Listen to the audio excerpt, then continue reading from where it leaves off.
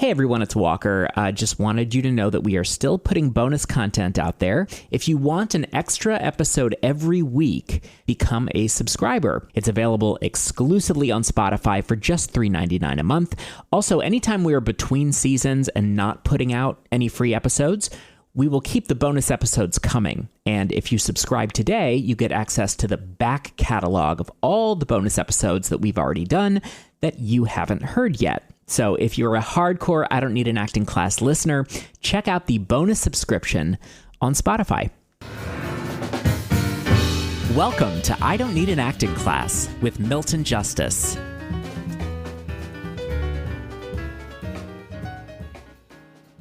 When you read a book, the author is describing things which, as an actor, you begin to visualize. And I think that's really, really valuable. I often think that one of our jobs as actors is to write the novel that goes along with the script. But we have to write the novel experientially. In the actor has to be pages of description experientially. Okay. The other advantage of reading, I think, is it's a good exercise, I think, in building character. I think this is one of the most difficult things we do. I think I hadn't realized that the very, very, very dangerous idea that apparently that is running rampant, which is you are enough. I'm thinking to myself, well, there's nothing wrong with you, but you're hardly enough. I mean, just the whole philosophy of you are enough says all I need is me. I don't have to expand. I don't have to do research. I don't have to find out about other periods. I don't have to take Milton's script analysis class. Just me, my imagination. And I always think those are the most absurd conversations. At any rate, I do think reading helps you begin to envision a character. I think it's a really important thing when you're approaching character to really have a sense it's not about you, that you are building somebody else. It's the reason I loved the late 1800s actor Coquelin, because his approach to it was there's this other dude over there. I don't think you used the word dude, but there's another person over there, and I am building that person. And then at some particular point, I step into the skin of that person. But the important thing is, you get to know this other person, this person over there, their behavior. And sure, their behavior may be similar to yours, but it's more interesting, I think, and just more creative to build how this person is not like me. But what you begin to do is you begin to do the work that we're doing in script analysis, is that little by little, what you begin to do is layer in all of this information that begins to affect you. I did find a note that I highlighted in all my notes. Let me see if I can find it. Because I'm so good at finding. Oh, I know. Yes, a fact is only interesting if it stimulates you. And I mean, that's really an important thing. This is not a report. You know, you're not doing a report on World War II. You're not doing a report on life in middle of America. You're not doing a report on, in other words, none of this is about doing a report. And maybe your first understanding of it is you. Well, you know, so what? You know, fine. That's fine. Yeah, go ahead, Brian. It's actually, if you ask what's the nature of something, it's your point of view about it. Well, yes. I mean, look, Yes, because if I don't understand what the hell I'm talking about, I can't possibly play somebody else. But that's the reason I think it's very important to keep in mind this play is not about me. This play is not about me. I am involved in it. I mean, I think, look, I find the idea that there's an acting teacher out there that's saying that you're enough to be dangerous and scary, because I know what it's making actors do. It's just making actors make every play about them. I just know it. Whereas the truth is you are enough. But you are enough because you have the ability to expand. Listen, Bayan, it's Jesus. I mean, think about it. Your performance as Chris in All My Sons is certainly going to be different than Jonathan's. I mean, for God's sake, you live in Israel. You're living in the middle of a war. You personally have a relationship to war that Jonathan doesn't have. So, you bring that to the table. It doesn't mean that Jonathan can't play the part. It just means that his road into it is going to be different. The nature of it, it's interesting. I discovered the word several years ago in my notes, and Stella had used it. And I thought it was such a brilliant word because I said, it really slows you down.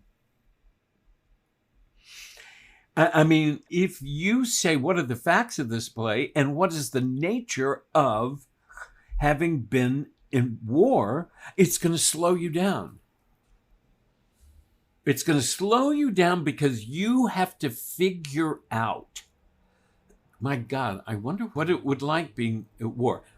For Bayan, it's going to be different. It's going to be different. He is going to understand things about living in fear in a way that the rest of us won't.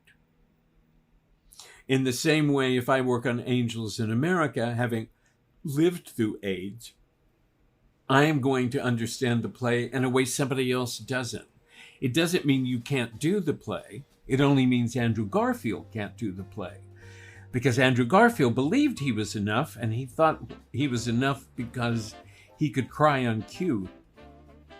But it's really important because what you're doing is slowing down to consider it.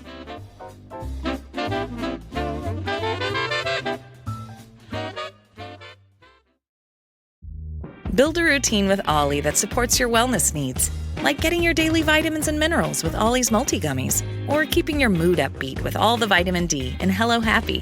Give your gut health some support with probiotics, and wake up feeling refreshed after taking Ollie Sleep. Do wellness on your terms. Find Ollie at a Walmart or Target near you or at ollie.com. These statements have not been evaluated by the Food and Drug Administration. This product is not intended to diagnose, treat, cure, or prevent any disease.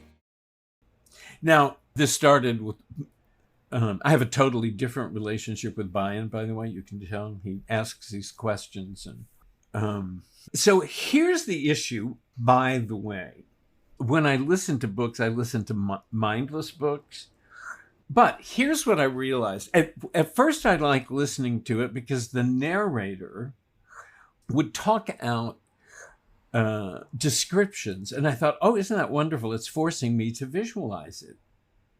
But then the narrator would start playing characters.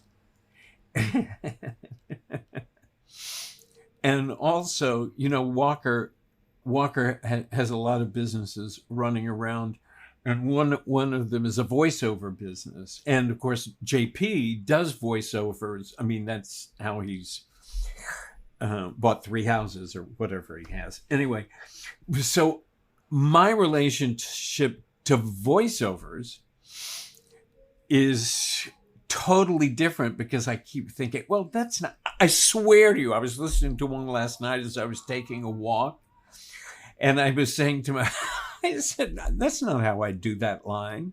And with another one, I kept saying, no, no, no, no, no, no, no. He's playing everything as if he's angry. There's no variation. So for me, listening to a book is, I like the idea of it, but it's slightly torture because I can't help myself. I mean, what I do is give notes to somebody that's reading a book. And because I'm a hopeless romantic, practically every book I listen to is like a Hallmark Christmas movie. Two people who don't get along and they shouldn't be together and they find each other. It's hopeless. It's hopeless. But when you spend your life working on Ibsen and Strindberg and Arthur Miller and Clifford Odets and Eugene O'Neill, I mean, you need some time away from it. But I would say it's all very good to go very slowly and consider everything that's there. Now, look, you'll get better and better and better at this. You will begin to look at a fact and think that the fact is interesting. And then you will begin to fiddle with it. And you will begin to fiddle with it and find things. I'll tell you one danger. In my normal class, one of the technique exercises that I used to do is I have a packet of obituaries. And so I'd have the actors choose an obituary and build a moment from this person's past. And it was never anybody famous. The purpose of it was that if you're doing a play, as we will see, you have to be specific about the character. The writer gives you things that force you to be specific about the character. What I was trying to do with the obituaries was to get you all to be able to build the past just as an entity of building the past. One of the people for the obituaries was a man called George Sackheim. George Sackheim was a translator at the Nuremberg trials. And he had the most, God, talk about, he grew up in Berlin. When the Nazis were coming, his mother could see what was happening and they left for Israel. And eventually she sent him to America, to New York, to live with her sister. So now he's Jewish, living in New York. The war comes. He goes through high school. He's bilingual. And so he enlists and becomes a translator. He enlists in the military. Okay, now, what was really interesting was there was an actor named Raphael, and who used to be in class. Raphael had built a lot of things, like a child growing up in Berlin. I mean, he'd built a lot of things to earn the past of the character. And then one day, it was time for him to build what it was like to see a concentration camp for the first time. And it was mind-boggling. I mean, the class was just like holding their breath. It was so specific and so horrifying. But here's the thing, Brian. I understood suddenly that this was Raphael's relationship to what he was seeing and not the characters.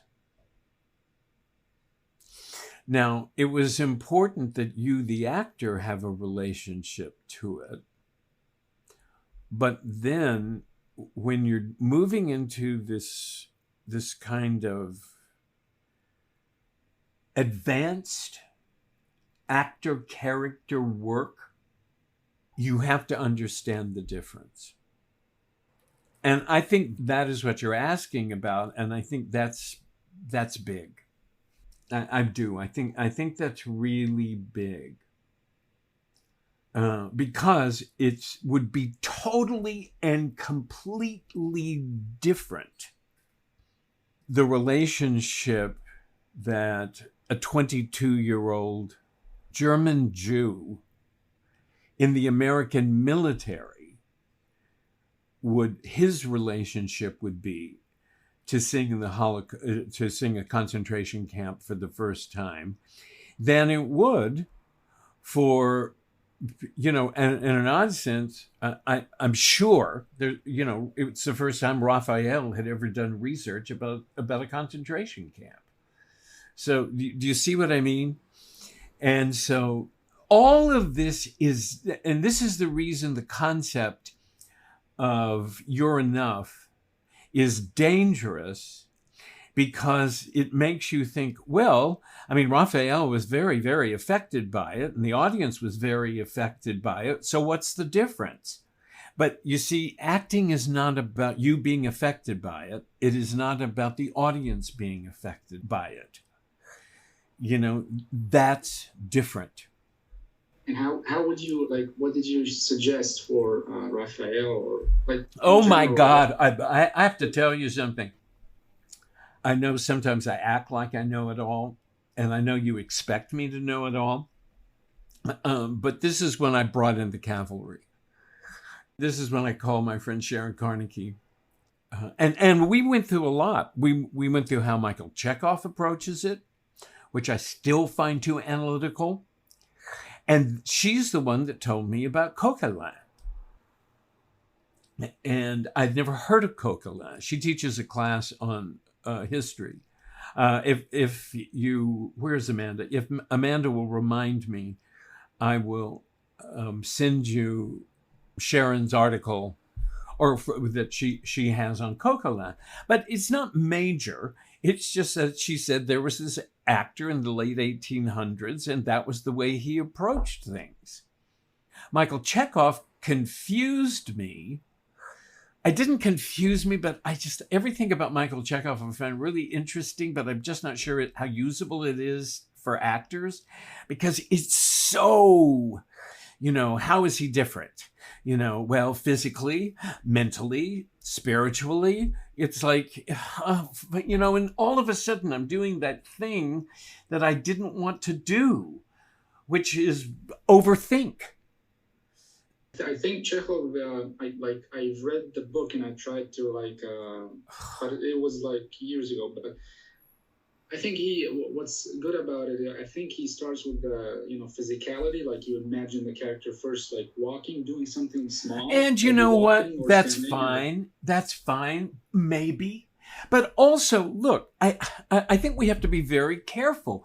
You cannot fall into the trap that says first you fill in the blank. Maybe first you do that. I approach it totally differently because human behavior fascinates me. The first thing I look at as a character is I do it to people on the subway. I think to myself, I wonder what it would be like to be him. I do it to people in airports. Somewhere, one of my students said, somebody's going to punch you out. You got to stop doing that. But I take pictures of people on the subway. I took pictures of a man. It's one of my favorite pictures. If I showed it to you, he was sitting at the airport in Los Angeles. And there was a man with a wife and 3 kids. And I looked at this man and the look on his face. And it's just that's where I went first. It's like you could see the exhaustion of his life. And I mean, you could see everything, the exhaustion of having to keep his wife happy, the exhaustion of having to be a father for these kids. It was fascinating to me. But you see, that happens to be where I go first. I never think of who is this guy physically. Quite frankly, I think of who is this guy physically if I'm having trouble with the part. I think for me, The physicality comes out of what I understand about what's going on with the character. Quite honestly, that's how it comes out. It's like once I have this person, once I have this, it's like a physical. Sorry, Milton. Like I had a lag and I didn't. Oh, you just missed the secret of acting. Yeah. I'm sorry. Oh God! And you know what the problem is? I can't remember what I said, and nobody else was taking notes. I Don't Need an Acting Class is created and hosted by Milton Justice and produced by me, Walker Vreeland. The opening track is by Jeffrey Kaiser, called Miriam, from his album Wildcrafted Live at the Dakota. And the closing track is Star Will Guide You Home by Martin Landstrom. If you are getting something from this podcast, if you're a loyal listener, please rate and review us on Spotify, on Apple Podcasts. We would really appreciate it. You can find us online at idon'tneedanactingclass.com, on Instagram at idon'tneedanactingclass. And as always, please email us with your questions and comments. You can email Milton directly at questionsformilton@gmail.com. Hope you have a wonderful week. Thank you for listening. Thank you for being here with us. And we'll see you back here next time.